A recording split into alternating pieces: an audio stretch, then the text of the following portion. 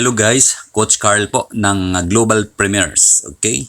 So guys, ang gagawin natin, ang ituturo ko ngayon ay kung paano ba tayo mag-set up ng ating advertise.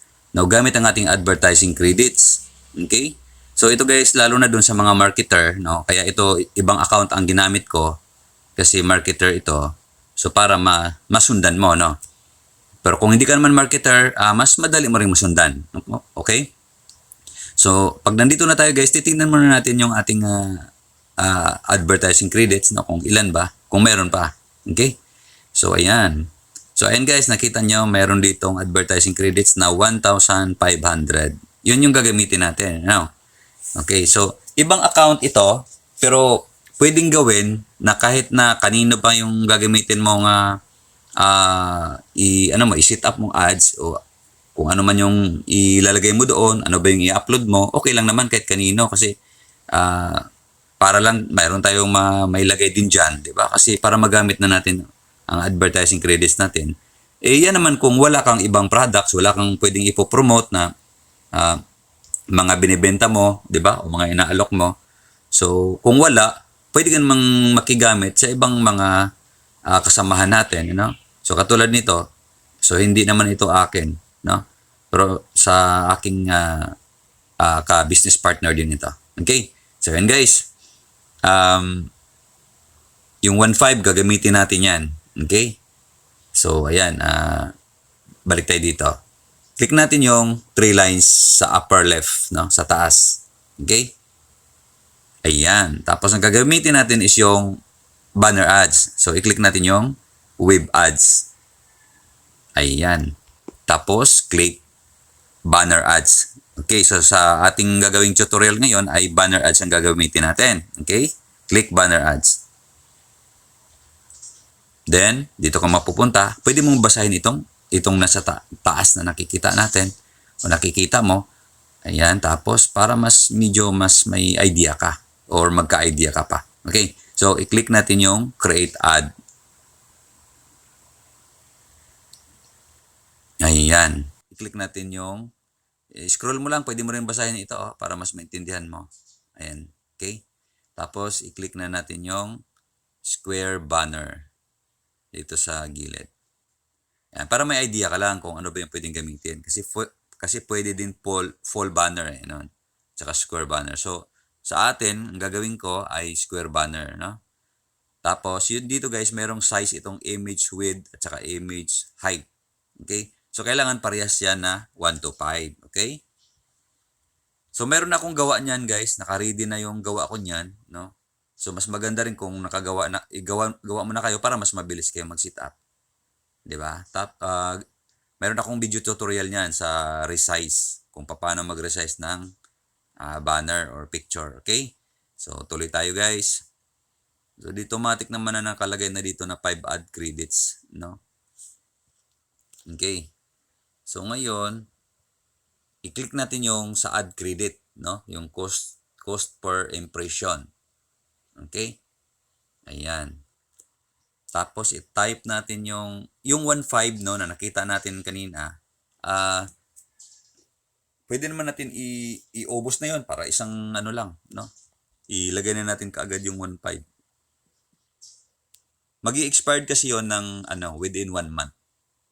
Okay? So, ilagay na natin para hindi natin pabalik-balik dito. Okay? Tapos dito sa total ad credits to use, ilagay na natin yung 1.5. Pero kung sa'yo guys, bahala ka kung anong pwede mong ilagay kung 1,000 muna o 500 muna. So, ikaw bahala. Kasi dito guys, ako kasi nagmamanage ng account na ito. Kaya para hindi na ako babalik dito, ubusin ko na. Okay? So, ganun. Kayo din, para hindi na kayo paulit-ulit na mag-sit up, di ba? Baka hassle sa inyo, di ba? O, busy kayo. Ilagay nyo na lahat, 1.5. Tapos dito sa campaign name, depende kung ano yung business na i-alok nyo. So, sa akin ay dropshipping. Dropshipping business. Tapos, pag okay na yan, i-click natin yung choose file. Ayan. Tapos mamimili ka dito. Mapupunta ka kasi sa gallery, no? O kung saan ang nakasave yung mga photos mo.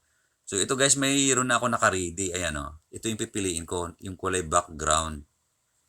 Ayan. Tapos pag okay na yan, meron dito sa taas na done. Click lang yung done. So babalik ka ulit dito. So ayan, naka-upload na yung ating banner. Okay? Makikita nyo sa tabi ng choose file, merong nakalagay na receive. Yan yun. Tapos ang gagamitin pala dyan guys sa banner ay PNG or GPG. Doon makikita yan sa pag resize mo. May nakalagay kasi na option doon. Panoorin mo lang yung yung aking video tutorial ng paano mag-resize. Okay? So yan guys, dito tayo sa destination URL. So ang gagamitin natin dito guys yung aking YouTube link, no?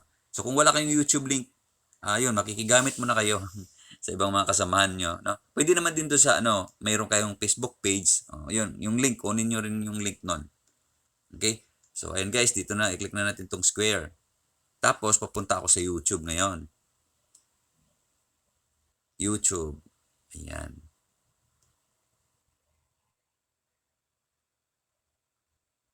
Tapos i-click ko yung U dito sa baba, yung picture ko.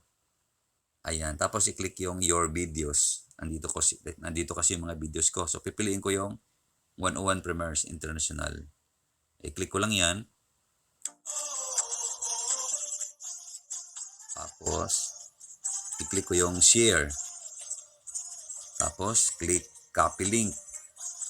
Ayan, okay na siya. Tapos balik na tayo doon sa site. Okay? Click lang yung square dito sa baba para diretso ka na balik doon. Hindi ka na magbabak. Tapos click na dito guys. Ayan. Ilong press mo lang to guys. Okay? Ilong press mo lang tong square. No? Tapos may lalabas na paste. I-click mo lang siya.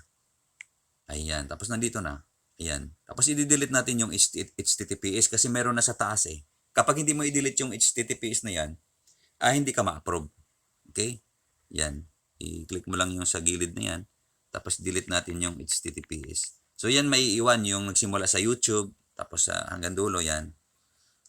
Okay. So kapag okay na, ayan, i-click na natin yung save. Ayun. Tapos query save. Click na yung okay. Okay na siya guys. Check natin dito sa baba. Ayan na. Ito na dropshipping YouTube yan Ayan. Ayan. Tapos yan nakalagay na 1.5. May check na siya. So ibig sabihin automatic na siyang approve. No? So kung hindi yan mag-approve, wala pang check yan. Naka-ikis pa yan. No? Okay? So ayan. Ganun lang siya kadali. No? So kapag hindi mo nasundan, panoorin mo lang siya ng paulit-ulit. Okay? So yun lang kung paano mag-set up ng ating advertise gamit ang advertising credits. Okay? So yan. Thank you.